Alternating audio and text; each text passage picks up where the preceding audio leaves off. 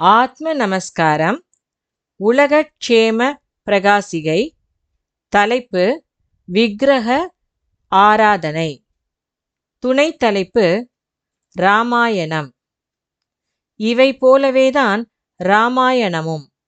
உத்தர தேசமான யாராலும் வெல்ல முடியாத அயோத்திதான் மோட்ச ராஜ்யம்.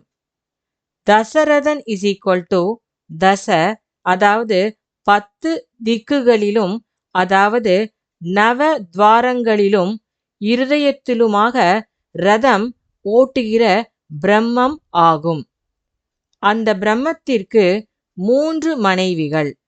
அவையே ஞானசக்தி, கிரியாசக்தி, இச்சாசக்தி ஆகிய கோசலை, சுமித்ரை, கைகேயி என்று சொல்லுகிற தங்களுடைய ரூபங்களானவர்கள். ஸ்ரீராமன் ஆத்மாவாகும். நேர் வழியில் நடக்க சம்மதிக்காத தாடகை காம ரூபிணி ஆகும். காமம்தான் அவள். ராகத்வேஷ வனமான கடுமையான வனத்தில் அவள் வசிக்கிறாள்.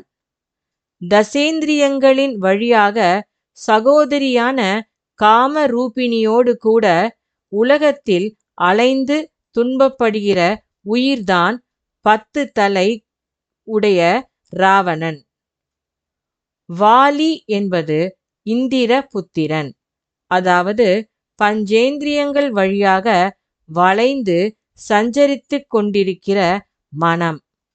அந்த வாலியை வதம் செய்ய வட்ட வடிவமாக நிற்கும் 7 மராமரங்களை ஒரே அம்பால் ஊடுருவச் செய்பவராலேயே முடியும். அந்த மராமரங்களாவன கண்கள், காதுகள், மூக்கு துவாரங்கள், வாய் ஆகும்.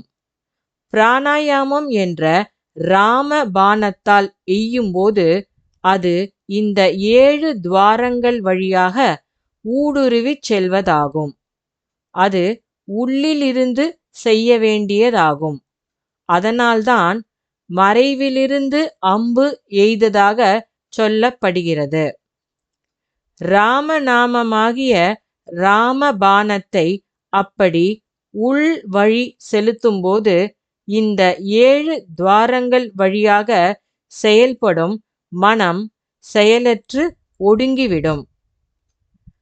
ராமநாமம் சத், ராமாவதாரம் ஜூட்.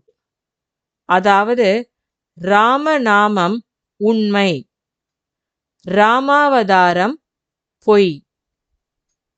ஆத்ம நமஸ்காரம்.